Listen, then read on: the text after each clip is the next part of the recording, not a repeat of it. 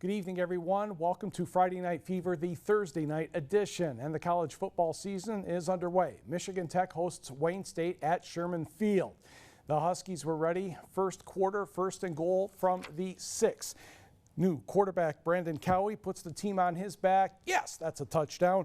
And the Huskies have a 14-0 lead. He earlier threw a touchdown pass of 47 yards. The story in the first half, though, defense. Down goes Wayne State's third quarterback of the night, Donovan Zazula, smothered. 10 seconds before the half, Cowie finds David Walter 12 yards for the touchdown. The Huskies up big at the half, 20-2. Halftime festivities. On your mark, get set, go. Who's the fastest sausage? I don't think it matters. All right, back to the action. Fourth quarter, Wayne State on the attack. Zazula finds Jamel Hicks across the middle, and he will get into the end zone. The two-point conversion, no good. Huskies lead 20-8. However, 6:34 to go. Zazula, a 9-yard score. That one just kind of bled up in the air, and Brandon Tinsley caught it. But the Huskies hang on. They get rid of this fourth down, and they win 20-15. Another down-to-the-wire finish for the Huskies and Warriors. We played very well first half, but we did very little in the second half. I think we were fortunate to win. I want to give Wayne State an awful lot of credit. They took us to us pretty good in the second half. We knew we had to build off of last year. We didn't want to be a team that, wins and then takes a year off. So we worked hard this whole summer and came out today and got the W. So it felt really great, and I'm proud of my team, and I know they're proud of me, so it was good.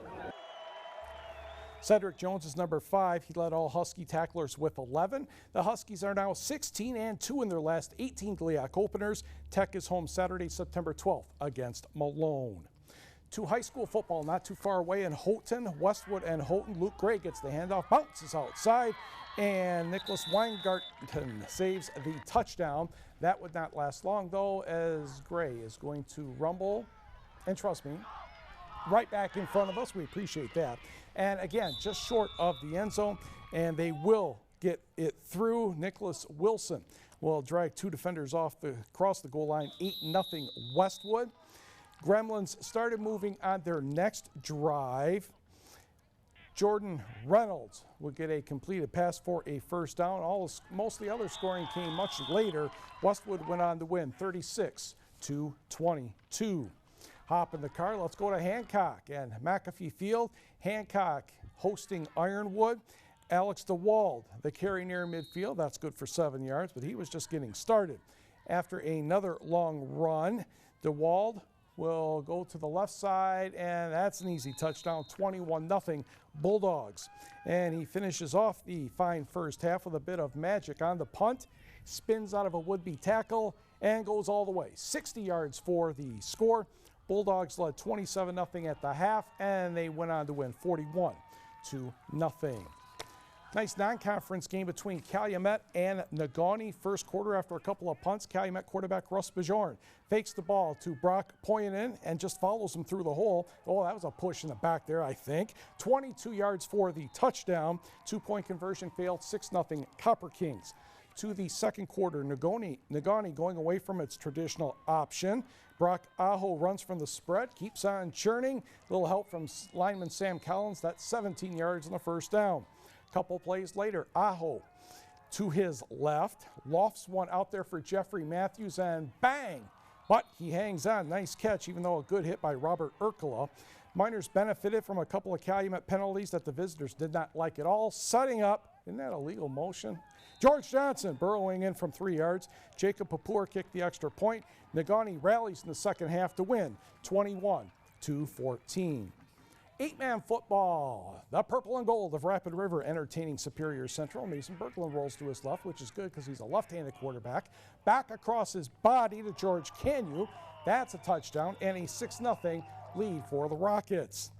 Superior Central's offense, a little trouble getting going. Elijah Passanen, and no time to pass, and then he is sacked by Dave Johnson. Yes, finish verb there. I know you'd like that one, Sophie. Craig Martin on the end around is going to score.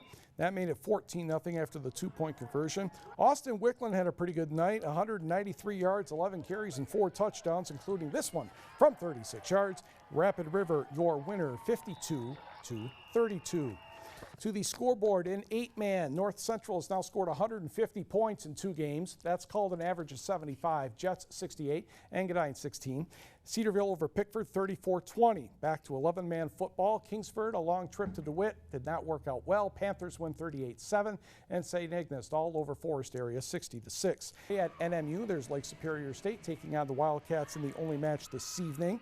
First set, Autumn Monsma with the set. Lindsay Svoboda with another set, and Kaylee Chosa says that's enough. We're putting this one down. Point Wildcats.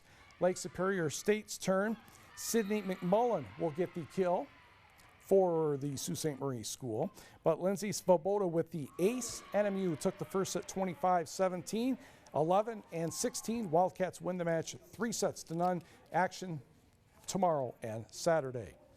The only tough part for the media at the Marquette Cross Country Challenge is the start at Prescott Park, which is almost directly into the sun. So Marquette is in the shadows on the far side. Calumet will be closest to us in just a second. There they are.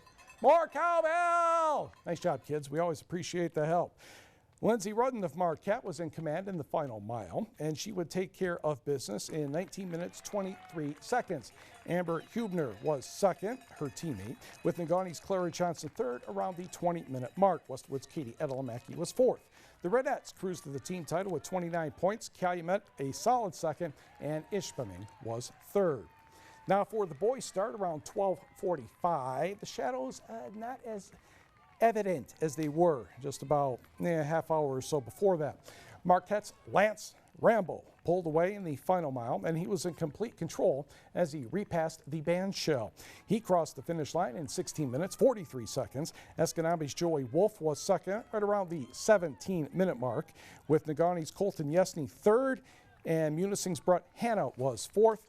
On your point totals here, Negaunee grabs the team trophy of 53, Marquette second, and Escanaba third. For the curious, Marquette's Troy Serkey was 13th.